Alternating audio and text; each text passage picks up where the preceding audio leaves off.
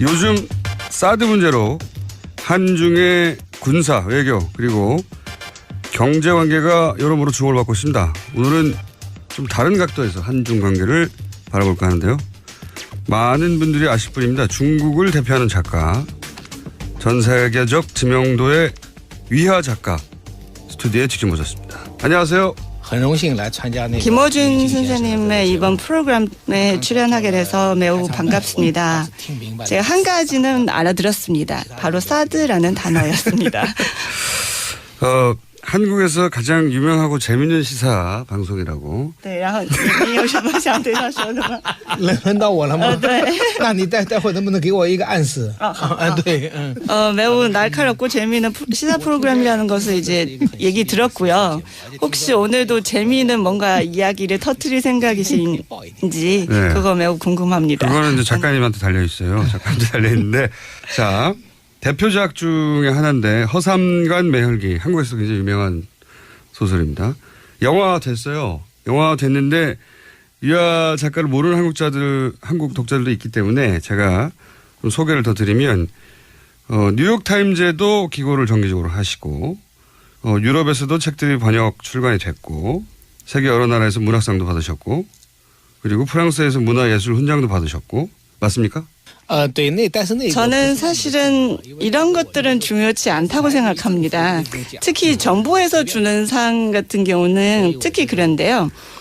네, 아까 이제 프랑스 문학 예술 훈장을 말씀하셨는데 그거는 사실은 중국에서 비유를 하자면 중국에서 5일 노동절 때 주는 그런 상장과 똑같다고 보고 있습니다. 굉장히 흔하다는 얘기예요. 많은 사람들한테 주는 어떤 상이라고 할 수 있겠습니다. 알겠습니다. 네. 그래도 중국에 출간 20년 넘은 책이 중국에서 한 해에 130만 부, 140만 부 팔리는 건 이건 대단한 거 아닙니까? 저도 예상하지 못한 어떤 기적이라고 할 수 있겠습니다. 저희가 이제 문학 방송이 아니고 시사 방송이에요. 그래서 지식인으로 작가에게 한중 간의 현안을 한번 여쭤보려고 하는 거거든요. 작가의 관점은 이런 사안들을 어떻게 바라볼까. 이런 시사적인 질문을 해도 괜찮겠는지 물어봐주세요. 실은 이제 중국에서 가장 유명한 모든 사람들이 다 알고 있는 뉴스 프로그램은 7시에 방송되는 뉴스 신원联播라는 프로그램이 있습니다. 네, 그 프로그램은 제가 10몇 년 동안은 보지 않았습니다. 그리고 대부분 중국에서 진행하는 그런 뉴스 프로그램은 반대로 이미 반대로 이해하면 된다고 저는 생각하고 있습니다. 네, 그렇네. 당연히 대답해드리겠습니다. 그리고 저는 제 뜻을 반대로 표현할 수도 있습니다. 알겠습니다.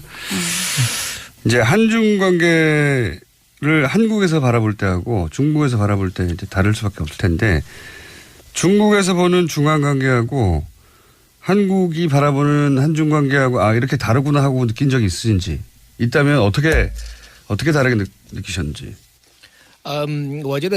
저는 그 차이점은 주로 시간에서 드러나고 있다고 생각합니다. 실은 이제 사드 문제가 중국에서 일파만파로 커졌던 그 시점은 주로 작년 하반기였습니다. 근데 올해부터는 이제 북한이 미사일도 발사하고 제6차 핵실험도 강행한다는 이런 행동을 보이고 있어서 그래서 중국은 이제 북한에 대한 관심을 더 많이 쏟게 되고 있습니다. 그러니까 사드를 그렇게 많이 주목하지 않고 있는 것 같습니다. 이제는 점점 더. 네. 사드 때문에 작년 하반기에 한국 제품 불매 운동도 있었다고 들었고 그리고 한류 스타들 중국 드라마 출연이 취소된다든가 관광 분야에도 영향이 있고 그렇게 저희는 신문 기사를 통해 들었는데 작년 하반기에 그러면 중국에서 느끼는 사드 문제는 어느 정도로 심각한 거였어요?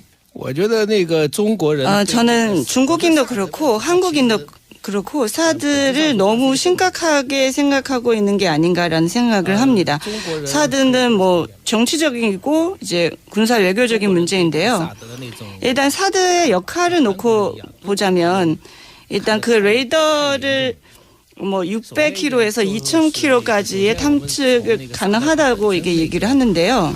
한국에서 사드를 지지하는 사람들은 이런 그 시스템이 한국을 보호할 수 있다고 이제 생각을 하는 거죠. 근데 중국은 이제 사드 시스템이 굉장히 중국을 위협하고 있다고 생각을 합니다. 실은 이제 미국의 이런 사드 시스템을 비롯해서 이런 이제 미사일 요격 시스템 같은 경우는 실효성을 봤을 때 그러니까 여태까지 뭐 이제 17차례를 이제 요격 시험을 해봤는데 9차례만 성공을 했고 그리고 2004년부터 3차례도 이제 실패를 한 경험이 있습니다. 그래서 과연 이 시스템의 어떤 미사일 요격 능력이 어느 정도 있는 건지 그거는 이제 장담할 수 없는 거고요. 저는 사드는 굉장히 정치적인 문제라고 생각을 합니다. 사실은 중국에서 일반 사람들의 어떤 생각은 이제 정부의 어떤 입장이라든지 그리고 관병 언론의 어떤 입장에 많이 끌려다니는 부분이 있습니다. 그러면 중국의 일반적인 여론은 이제 중국 당국의 입장하고 같이 가는 거네요. 제가 느끼는 건 그런 것 같습니다. 적어도 대부분의 일반 그 중국인들은 그 정부와 관변 언론들의 어떤 그 입장을 그대로 수용하는 것으로 보이고 있고요. 그리고 제가 이제 온라인상 인터넷을 통해서 이제 느꼈던 것도 그렇습니다. 그런데 아까도 말씀하셨지만 뭐 중국이나 한국이나 이 사드에 대해서 지나치게 민감하게 반응하는 것 같다고 말씀하셨는데 그리고 사드는 정치적인 문제라고 군사적인 문제라기보다는 그 관점에서 이것이 미국이 중국을 견제하려고 하는 것인데 그 사이에서 중국과 한국 사이에 지나치게 긴장관계가 만들어진 거 아니냐. 그래서 중국과 한국 사이는 이렇게까지 할 필요는 없다. 좀 더 부드럽게 문제를 풀어볼 필요가 있다. 이런 시각은 없는지 궁금한 거죠. 네, 저는 이제 이 책임은 한국에 있지 않을까 생각을 합니다. 왜냐하면 박근혜 정부 초기에는 한중 관계가 역사상 유례 없는 가장 좋은 관계를 자랑을 했는데요. 그런데 이런 상황에서 그러니까 사드와 같은 중국에는 사실은 그렇게 위협적이지 않는 시스템이고 그리고 한국한테는 그렇게 뭐 군사적으로 대단한 시스템이 아닌 거를 가지고 한중 관계를 이렇게 안 좋은 방향으로 얼음장처럼 만들었지 않았느냐. 이것은 한국의 책임이 있다고 생각을 하고요. 그리고 결과적으로는 일본만 좋아하지 않을까. 왜냐하면 아베 정부는 군국주의적인 어떤 사고를 가지고 있기 때문입니다. 박근혜 정부가 사드를 배치하기 직전까지도 사드를 배치하지 않을 거라고 조속한 시일 내에는 그렇게 얘기하긴 했었죠. 중국 정부에. 그 말씀하시는 것 같은데 그죠? 사드 문제가 갑자기 튀어나기 전에는 중국과 한국 간의 어떤 관계는 정말 전 세계로 봤을 때도 가장 좋은 어떤 외교 관계가 아닌가 싶습니다. 이런 사드 문제가 갑자기 이제 얘기가 꺼냈고 그리고 중국인들한테는 아무래도 어떤 충격이지 않을까 싶습니다. 중국인이 사드에 대한 어떤 분노 같은 것은 사드 배치 직전까지는 가장 최고조였습니다. 왜냐하면 실질적으로 사드 배치한 것은 황교안 총리께서 이제 총리 대행 시절에는 이것을 진행을 한 거잖아요. 사실상 이제 사드 배치를 결정하고 나서 그 뒤에 중국인들의 어떤 관심사는 북한의 뭐 미사일 발사라든지 핵실험이라든지 이런 북한의 도발 때문에 관심사가 완전히 북한 쪽으로 옮겨갔습니다. 알겠습니다. 중국의 입장에서 보자면, 중국의 관점에서 보자면, 한국에도 큰 도움이 안 되는 시스템이고 중국에도 큰 위협이 안 되는 시스템인데 결국은 일본만 좋은 이 무기에 대해서 그렇게 집착하고 이 관계를 망가뜨렸냐 갑자기 박근혜 정부가 이런 얘기인 것 같은데요. 그런데 이제 문재인 정부가 출범을 했어요. 사드 배치 책임 있는 정부는 이제 끝이 났고 그러면 중국 지식인의 입장에서 보기에는 이 문제는 어떻게 풀어야 잘 풀릴까요? 저는 우선 중국과 북한의 관계에 대해서 좀 말씀드려야 할 것 같습니다. 일단 많은 한국 사람들이 생각하는 것처럼 중국과 북한의 관계는 그리 좋지는 않았습니다. 중국과 일본 그리고 한국과 일본의 관계가 매우 안 좋은 걸로 계속한다면 그러면 중국과 한국은 관계가 좋을 수밖에 없어요. 일단은 사드는 이미 배치했고 그리고 이미 어떤 이미 실종하는 어떤 문제로 봐야 됩니다. 물론 이제 정부 입장에서는 뭐 여러 가지 뭐 제재도 하고 뭐 하겠지만 네, 우리가 최근에 볼 수 있는 것은 일단 문재인 대통령님이 중국으로 특사를 보냈고 또 이 특사는 중국에서 시진핑 주석을 만나서 이제 환담을 했고 이런 부분들에 대해서 그 관변 언론이나 주류 언론들은 매우 적극적으로 보도를 했습니다. 그래서 이런 것들은 다 긍정적인 어떤 신호, 긍정적인 시그널을 우리한테 이제 시사를 하고 있고요. 근데 제 생각에는 중한 관계는 더 나빠질 수는 없을 것 같습니다. 이미 이제 최악의 상황이었기 때문에 더 이상은 나빠질 수 없고 이제는 나아지지 않을까라고 생각을 합니다. 그 정도로 나빴어요? 물론 이제 92년부터 한중 수교 이래 조금만 그런 문제들도 있었겠지만 그런 우유곡절이 조금 있겠지만 여태까지는 굉장히 긍정적으로 이제 발전을 해왔습니다. 특히 이제 일본이 거기서 중요한 역할을 한다고 저는 봤는데요. 이제 그런 극우적인 성향 가진 일본의 정치자들이 있었기 때문에 한중 관계가 더 좋아졌던 것 같고요. 그리고 저는 이제 이 사드 문제는 북한에 위협 주는 그런 시스템이라기보다는 오히려 한중 관계를 해치는 장애물이 아닌가 생각이 됩니다. 하여튼 굉장히 나빴다는 거죠. 네, 사드 굉장히 때문에 나빴었습니다. 그래서 네. 더 이상 나빠질 일이 없기 때문에 좋아질 것이다. 네, 네. 그러니까 이 사드 문제는 박근혜 정부가 만들어 놓은 문제이기도 한데 지난 대략 9월부터 이제 최순실 박근혜 게이트가 한국에서 시작되고 이 뉴스가 중국에서도 크게 보도가 됐죠. 중국에서는 이 사건을 어떻게 보셨는지. 최순실 게이트에 대해서는 중국은 대대적으로 보도를 했습니다. 이 보도의 어떤 빈도수나 이렇게 그 수량으로 봤을 때는 80년대 광주 사건에 대한 보도하고 비교할 수 있을 정도로 굉장히 엄청났다는 겁니다. 보도량이. 네. 그래서 결과적으로 박근혜 정부가 이렇게 돼도 싸다는 생각을 하고 있는 것 같습니다. 왜냐하면 중국은 이제 그 사드 배치가 주장하는 박근혜 정부에 대해서는 뭐 어떻게 할 수 없잖아요. 근데 한국인들이 이 박근혜 정부를 이제 쫓아내고 결국 이런 결과를 얻었습니다. 아, 그렇게 중국인들 입장에서는 중국을 괴롭히는 사드 문제를 결정한 박근혜 정부를 한국인들이 물론 그것 때문에 쫓아낸 건 아니지만 쫓아내니 통쾌하다고 하고 바라봤군요. 이 뉴스를. 네. 중국의 일부 네티즌들이 풍수지리에 뭐 이런 거를 가지고 뭐 한국과 북한에 대해서 이제 평가를 하기도 했습니다. 한국의 청와대는 그 풍수지리상으로 봤을 때 가장 안 좋은 터라고 지금 보고 있습니다. 반대로 북한의 그 평양궁은 일단 김일성부터 이제 3대 굉장히 잘 먹고 잘 살고 있기 때문에 가장 풍수지리상으로 봤을 때 가장 좋은 터가 아닌가 지금 생각을 하고 있습니다. 네. 그리고 재미있는 시각도 있네요. 여하간 중국의 입장에서는 이 사건이 바로 직전에 사드 문제 때문에 굉장히 관심이 높았고 그리고 탄핵되는 과정을 통쾌하게 바라봤다. 만약에 미국의 트럼프 대통령이 이제 한국을 계속 괴롭혔다면 그러다가 탄핵됐으면 우리도 통쾌했겠죠. 뭐 그런 정도로 이해합니다. 촛불 시위가 있고 탄핵이 실제로 되고 그리고 대통령이 파면되고 대선이 있고 이런 과정 전체가 중국에 보도가 됐을 텐데 중국에서는 일어나지 않을 일이잖아요. 이런 과정을 바라보는 중국인들의 심정, 시각, 관점 이런 게 궁금한 거거든요. 어떻게 느꼈을까? 저는 사실은 핸드폰을 통해서 촛불 시위 그때의 모습을 지켜봤었는데요.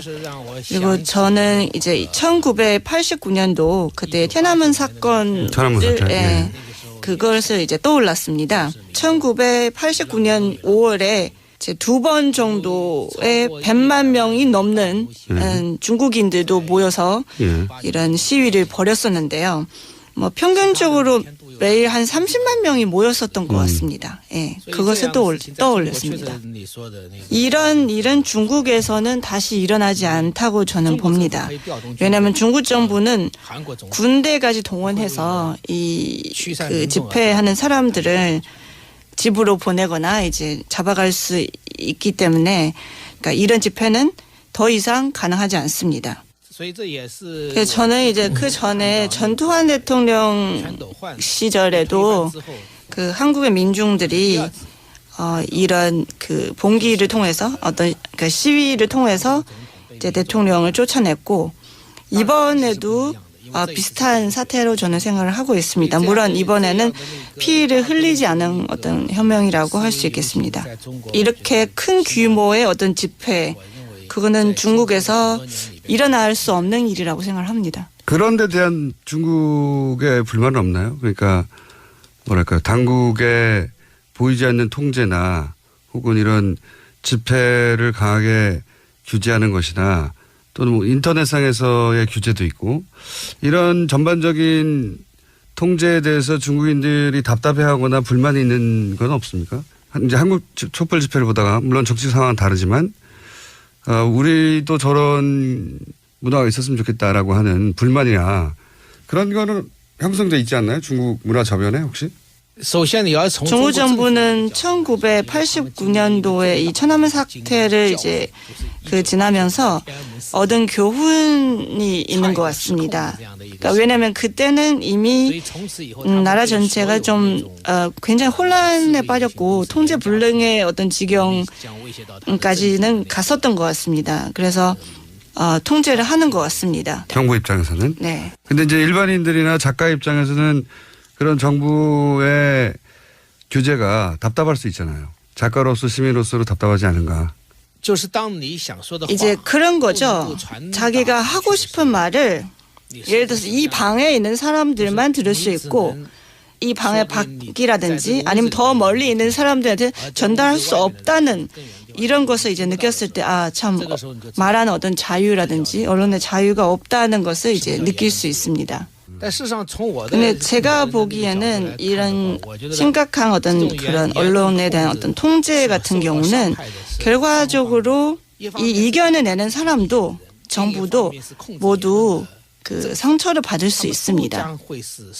말을 하고자 하는 개인한테는 뭐 이거는 더 이상 얘기할 필요는 없고요. 그러니까 정부의 입장에서 말을 해도 이런 통제는 단기적인 어떤 안정을 보장할 수 있습니다. 그러나 장기적으로 봤을 때는 더 심각한 어떤 위협 요인이 될 수도 있습니다. 왜냐하면 민리, 사람들의 어떤 생각을 알 수 없기 때문입니다. 그러니까 민주사회에서는 일단 선거제도가 있고 그리고 언론의 자유가 있기 때문에 정부가 이런 의견을 수렴해서 정체적으로 이제 반응을 할 수 있습니다.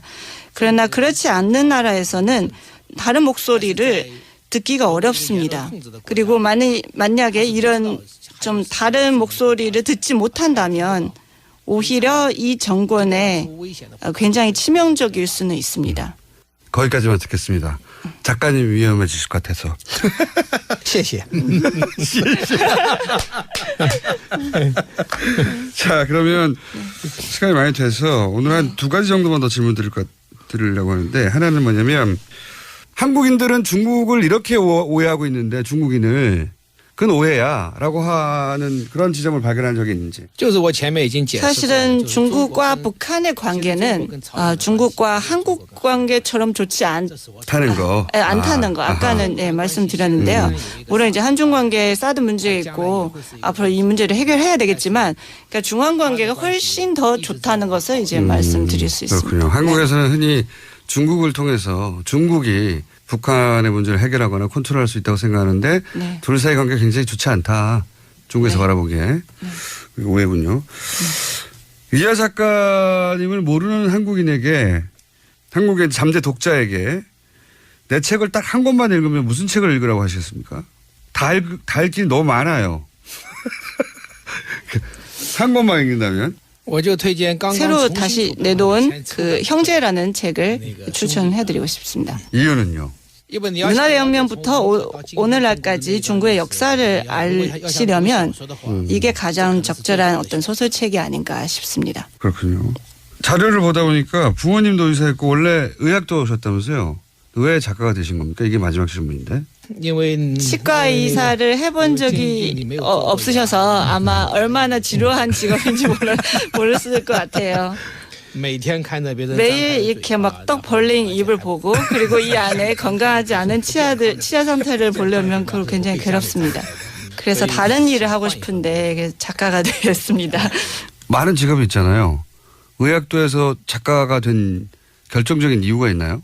80년대 초에 그때 어떤 작은 현에서 이제 제가 살고 있었는데 거기 현지의 어떤 작가들이 항상 뭔가 놀러 다니는 것 같았어요. 그리고 저는 하루에 8시간씩 일하고 6일 연속 일을 해야 됐습니다. 그리고 받은 돈은 사실 똑같았고요. 근데 생각을 해보니까 작곡 같은 경우는 다시 배워야 되고 뭐 화가 같은 걸 되려도 배워야 되지 않습니까? 근데 작가 같은 경우는 글만 쓸 줄 알면 할 수 있을 것 같아가지고. 처음에 쓴 소설이 바로 성공으로 이어졌나요? 제가 사실은 그렇게 빨리 성공을 거두지는 못했습니다. 처음에는 단편 소설 위주로 썼습니다. 경상의 많은 도시에 있는 그런 문학지에 계속 이제 보냈죠. 제 작품을 보내고 항상 퇴장을 받았습니다. 그래서 저는 그때 이제 마당에 있는 집에서 살고 있었는데 제 원고지가 오면 항상 그 우체국 아저씨가 던져줬습니다. 마당 밖에서 안으로 슉 던졌었는데요. 그래서 저희 아버지가 또 이번 퇴장 맞았구나 이렇게 말씀하시기도 했는데 사실은 그때 제가 이 작품을 보냈던 중국의 수많은 도시들이 있는데 지금까지도 다 가보지를 못할 정도로 굉장히 많았습니다. 그럼 첫 번째 성공이 언제 얼마나 시간이 지난 다음에 어떻게 사람들이 알만한 작품이 탄생한 겁니까? 그게 뭡니까?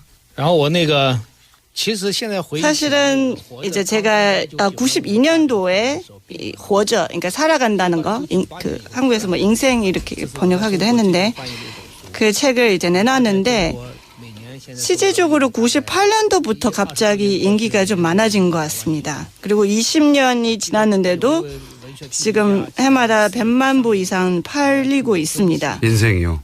네네.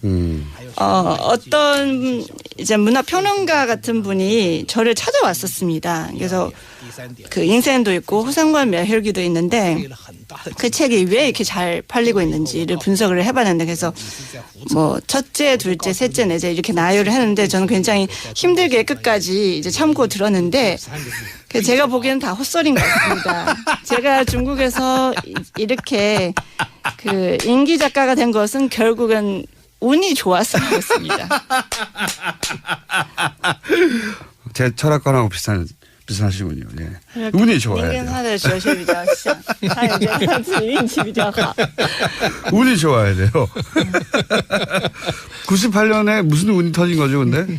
저도 사실 어리둥절합니다. 그냥 출판사만 바꿨을 뿐인데 갑자기 어느 날에 슈퍼마켓 갔더니만 슈퍼마켓까지도 그 인생이라는 책이 떡하니 이제 팔고 있었더라는 거죠. 저는 이제 형제도 한국에서 크게 성공할 것 같다는 예감이 듭니다. 왜냐하면 출판사를 바꿨기 때문에.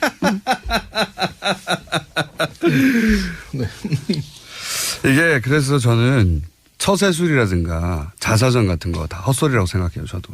성공은 복제할 수가 없는 거군요. 누군가의 성공을. 그래서 복제하고 싶어서 자꾸 그 성공한 사람들이 어떻게 살았나 이게 처세술 책도 많이 나오고 하는데 다 소용없는 짓 같다고 저는 평소에 생각해 봤는데 아마 작가님도 똑같이 다시 하셔도 성공한다는 보장은 없다고 봅니다. 거의. 다시 돌아가서. 이제 제 지금 살아온 인생을 돌이켜 보면 지금까지 참 운 좋게 모든 예, 한 걸음 한 걸음 다 제대로 밟은 것 같습니다. 알겠습니다. 그래서 저는 모든 사람이 운교, 불교 말고 운을 믿는 종교, 운교의 신자가 되어야 된다고 생각하는 사람인데 오늘 여기까지 하겠고요. 오늘 말씀 굉장히 솔직한 인터뷰 감사드린다고 전해주시고 오늘 여기까지 하겠습니다. 감사합니다. 시에시에닌. 谢谢。 일단 그 레이더를 뭐 600km에서 2000km까지의 탐측을 가능하다고 이게 얘기를 하는데요. 한국에서 사드를 지지하는 사람들은 이런 그 시스템이 한국을 보호할 수 있다고 이제 생각을 하는 거죠. 근데 중국은 이제 사드 시스템이 굉장히 중국을 위협하고 있다고 생각을 합니다. 실은 이제 미국의 이런 사드 시스템을 비롯해서 이런 이제 미사일 요격 시스템 같은 경우는 실효성을 봤을 때 그러니까 여태까지 뭐 이제 17차례를 이제 요격 시험을 해봤는데 9차례만 성공을 했고 그리고 2004년부터 3차례도 이제 실패를 한 경험이 있습니다. 그래서 과연 이 시스템의 어떤 미사일 요격 능력이 어느 정도 있는 건지 그거는 이제 장담할 수 없는 거고요. 저는 사드는 굉장히 정치적인 문제라고 생각을 합니다. 사실은 중국에서 일반 사람들의 어떤 생각은 이제 정부의 어떤 입장이라든지 그리고 관병 언론의 어떤 입장에 많이 끌려다니는 부분이 있습니다. 그러면 중국의 일반적인 여론은 이제 중국 당국의 입장하고 같이 가는 거네요. 起码是大部分 제가 느끼는 건 그런 것 같습니다. 적어도 대부분의 일반 그 중국인들은 그 정부와 관변 언론들의 어떤 그 입장을 그대로 수용하는 것으로 보이고 있고요. 그리고 제가 이제 온라인상 인터넷을 통해서 이제 느꼈던 것도 그랬습니다. 그런데 아까도 말씀하셨지만 뭐 중국이나 한국이나 이 사드에 대해서 지나치게 민감하게 반응하는 것 같다고 말씀하셨는데 그리고 사드는 정치적인 문제라고 군사적인 문제라기보다는 그 관점에서 이것이 미국이 중국을 견제하려고 하는 것인데 그 사이에서 중국과 한국 사이에 지나치게 긴장관계가 만들어진 거 아니냐. 그래서 중국과 한국 사이는 이렇게까지 할 필요는 없다. 좀 더 부드럽게 문제를 풀어볼 필요가 있다. 이런 시각은 없는지 궁금한 거죠. 这个原因，我觉得这个责任应该 네, 저는 이제 이 책임은 한국에 있지 않을까 생각을 합니다. 왜냐하면 박근혜 정부 초기에는 한중 관계가 역사상 요즘 사드 문제로 한중의 군사, 외교 그리고 경제 관계가 여러모로 주목을 받고 있습니다. 오늘은 좀 다른 각도에서 한중 관계를 바라볼까 하는데요. 많은 분들이 아실 분입니다. 중국을 대표하는 작가, 전 세계적知名도의 위화 작가 스튜디오에 직접 모셨습니다. 안녕하세요. 很荣幸来参加那个 김어준 선생님의 이번 프로그램에 출연하게 돼서 매우 반갑습니다. 제가 한 가지는 알아들었습니다. 바로 사드라는 단어였습니다. 한국에서 가장 유명하고 재밌는 시사 방송이라고. 对，然后你有什么想对他说的吗？轮到我了吗？对。那你待会能不能给我一个暗示？对， 매우 날카롭고 재미있는 시사 프로그램이라는 것을 이제 얘기 들었고요. 혹시 오늘도 재미있는 뭔가 이야기를 터뜨릴 생각이신지 네. 그거 매우 궁금합니다. 그거는 이제 작가님한테 달려 있어요. 작가님한테 달려 있는데 자. 대표작 중에 하나인데 허삼간 매혈기 한국에서 굉장히 유명한 소설입니다. 영화 됐어요. 영화 됐는데 유아 작가를 모르는 한국 독자들도 있기 때문에 제가 좀 소개를 더 드리면 뉴욕타임즈에도 기고를 정기적으로 하시고 유럽에서도 책들이 번역 출간이 됐고 세계 여러 나라에서 문학상도 받으셨고 그리고 프랑스에서 문화예술 훈장도 받으셨고 맞습니까? 저는 사실은 이런 것들은 중요치 않다고 생각합니다. 특히 정부에서 주는 상 같은 경우는 특히 그런데요. 네, 아까 이제 프랑스 문학 예술 훈장을 말씀하셨는데 그거는 사실은 중국에서 비유를 하자면 중국에서 5일 노동절 때 주는 그런 상장과 똑같다고 보고 있습니다. 굉장히 흔하다는 얘기예요. 많은 사람들한테 주는 어떤 상이라고 할 수 있겠습니다. 알겠습니다. 그래도 중국에 20년 출간 지 20년 넘은 책이 중국에서 한 해에 130만 부, 140만 부 팔리는 건 이건 대단한 거 아닙니까? 是的，我觉得这确实是 저도 예상하지 못한 어떤 기적이라고 할 수 있겠습니다. 저희가 이제 문학 방송이 아니고 시사 방송이에요. 그래서 지식인으로 작가에게 한중간의 현안을 한번 여쭤보려고 하는 거거든요. 작가의 관점은 이런 사안들을 어떻게 바라볼까. 이런 시사적인 질문을 해도 괜찮겠는지 물어봐 주세요. 실은 이제 중국에서 가장 유명한 모든 사람들이 다 알고 있는 뉴스 프로그램은 7시에 방송되는 뉴스 그 신원联播라는 프로그램이 있습니다. 예, 그 프로그램은 제가 10몇 년 동안은 보지 않았습니다. 그리고 대부분 중국에서 진행하는 그런 뉴스 프로그램은 반대로 이미 반대로 이해하면 된다고 저는 생각하고 있습니다. 네, 그렇네. 당연히 대답해드리겠습니다. 그리고 저는 제 뜻을 반대로 표현할 수도 있습니다. 알겠습니다. 이제 한중 관계를 한국에서 바라볼 때하고 중국에서 바라볼 때 이제 다를 수밖에 없을 텐데 중국에서 보는 중한 관계하고 한국이 바라보는 한중 관계하고 이렇게 다르구나 하고 느낀 적이 있으신지 있다면 어떻게 다르게 느끼셨는지. 저는 그 차이점은 주로 시간에서 드러나고 있다고 생각합니다. 실은 이제 사드 문제가 중국에서 일파만파로 커졌던 그 시점은 주로 작년 하반기였습니다. 근데 올해부터는 이제 북한이 미사일도 발사하고 제6차 핵실험도 강행한다는 이런 행동을 보이고 있어서 그래서 중국은 이제 북한에 대한 관심을 더 많이 쏟게 되고 있습니다. 그러니까 사드를 그렇게 많이 주목하지 않고 있는 것 같습니다. 이제는 점점 더. 네. 사드 때문에 작년 하반기에 한국 제품 불매 운동도 있었다고 들었고 그리고 한류 스타들 중국 드라마 출연이 취소된다든가 관광 분야에도 영향이 있고 그렇게 저희는 신문 기사를 통해 들었는데 작년 하반기에 그러면 중국에서 느끼는 사드 문제는 어느 정도로 심각한 거였어요? 저는 중국인도 그렇고 한국인도 그렇고 사드를 너무 심각하게 생각하고 있는 게 아닌가라는 생각을 합니다. 사드는 뭐 정치적이고 이제 군사 외교적인 문제인데요. 일단 사드의 역할을 놓고 보자면 좀 말씀드려야 할 것 같습니다. 일단 많은 한국 사람들이 생각하는 것처럼 중국과 북한의 관계는 그리 좋지는 않았습니다. 중국과 일본 그리고 한국과 일본의 관계가 매우 안 좋은 걸로 계속한다면 그러면 중국과 한국은 관계가 좋을 수밖에 없어요.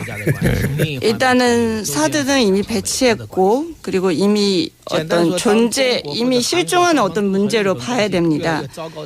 물론 이제 정부 입장에서는 뭐 여러 가지 뭐 제재도 하고 뭐 하겠지만 네, 우리가 최근에 볼 수 있는 것은 일단 문재인 대통령님이 중국으로 특사를 보냈고 또 이 특사는 중국에서 시진핑 주석을 만나서 이제 환담을 했고 이런 부분들에 대해서 그 관변 언론이나 주류 언론들은 매우 적극적으로 보도를 했습니다. 그래서 이런 것들은 다 긍정적인 어떤 신호, 긍정적인 시그널을 우리한테 이제 시사를 하고 있고요. 근데 제 생각에는 중한 관계는 더 나빠질 수는 없을 것 같습니다. 이미 이제 최악의 상황이었기 때문에 더 이상은 나빠질 수 없고 이제는 나아지지 않을까라고 생각을 합니다. 그 정도로 나빴어요? 물론 이제 92년부터 한중 수교 이래 조금만 그런 문제들도 있었겠지만 그런 우유곡절이 조금 있겠지만 여태까지는 굉장히 긍정적으로 이제 발전을 해왔습니다. 특히 이제 일본이 거기서 중요한 역할을 한다고 저는 봤는데요. 이제 그런 극우적인 성향 가진 일본의 정치자들이 있었기 때문에 한중 관계가 더 좋아졌던 것 같고요. 그리고 저는 이제 이 사드 문제는 북한에 위협 주는 그런 시스템이라기보다는 오히려 한중 관계를 해치는 장애물이 아닌가 생각이 됩니다. 하여튼 굉장히 나빴다는 거죠. 네, 사드 굉장히 때문에 굉장히 나빴었습니다. 그래서 네. 더 이상 나빠질 일이 없기 때문에 좋아질 것이다. 네, 네. 그러니까 이 사드 문제는 박근혜 정부가 만들어 놓은 문제이기도 한데 지난 대략 9월부터 이제 최순실 박근혜 게이트가 한국에서 시작되고 유례 없는 가장 좋은 관계를 자랑을 했는데요.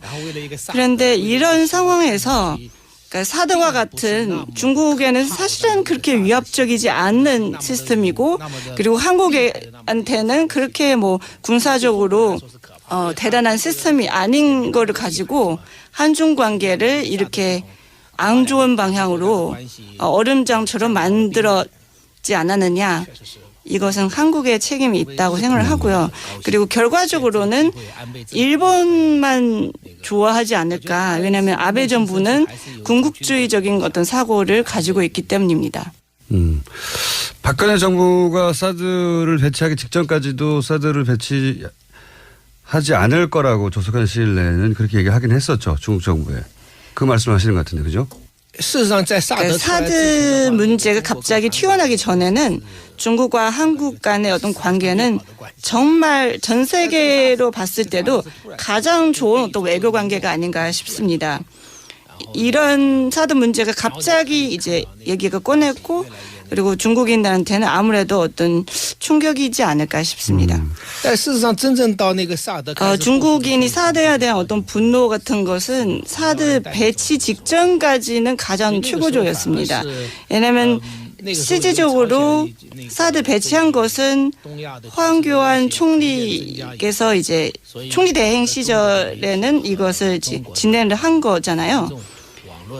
사실상 이제 사드 배치를 결정하고 나서 그 뒤에 중국인들의 어떤 관심사는 북한의 뭐 미사일 발사라든지 핵실험이라든지 이런 북한의 도발 때문에 관심사가 완전히 북한 쪽으로 옮겨갔습니다. 알겠습니다. 중국의 입장에서 보자면, 그러니까 중국의 관점에서 보자면, 한국에도 큰 도움이 안 되는 시스템이고 중국에도 큰 위협이 안 되는 시스템인데 결국은 일본만 좋은 이 무기에 대해서 그렇게 집착하고 이 관계를 망가뜨렸냐 갑자기 박근혜 정부가 이런 얘기인 것 같은데요. 그런데 이제 문재인 정부가 출범을 했어요. 사드 배치 책임 있는 정부는 이제 끝이 났고 그러면 중국 지식인의 입장에서 보기에는 이 문제는 어떻게 풀어야 잘 풀릴까요? 저는 우선 중국과 북한의 관계에 대해서